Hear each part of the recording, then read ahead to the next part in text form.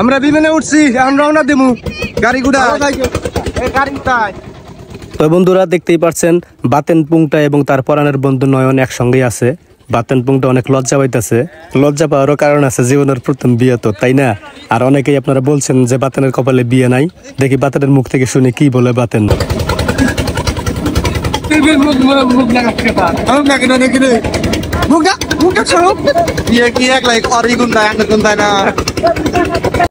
আসলে এখানে বাতানের বনে একটা পলিসি খাটাইছে। আমি কি বলি, চেষ্টা করতেছে।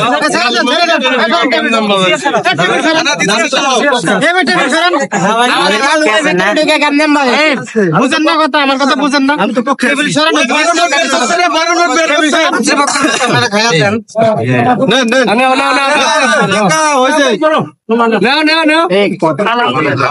তো বন্ধুরা আপনারা সবাই জানেন প্রত্যেকটা বিয়েতে গেটের মধ্যে অনেক ঝামেলা হয়, অনেকেই থাকে, বোন মনই থাকে।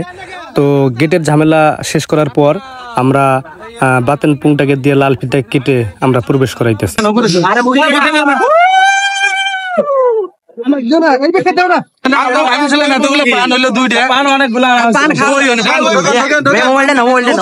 তুমি না ভিতরে আসি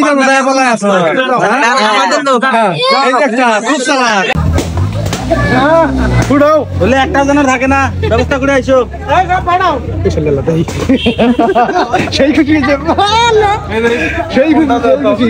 তো বন্ধুরা আমরা গেটের ঝামেলা শেষ করে এবং লাল ফিতা কেটে বাসার ভিতরে চলে আসছি।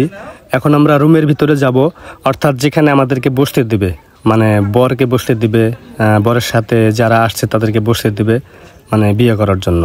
তো আমরা এখন রুমের ভিতরে ঢুকছি, আপনারা দেখেন।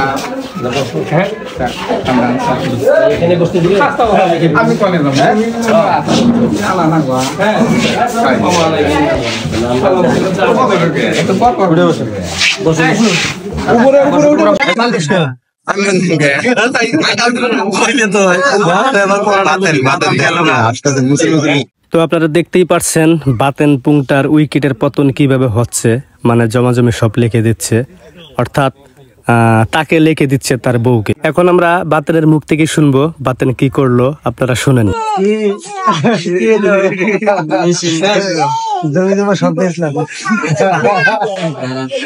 আপনারা দেখতেই পাচ্ছেন বিয়ে সম্পূর্ণ হওয়ার পরে বর ও কনেকে একসঙ্গে করা হয়েছে।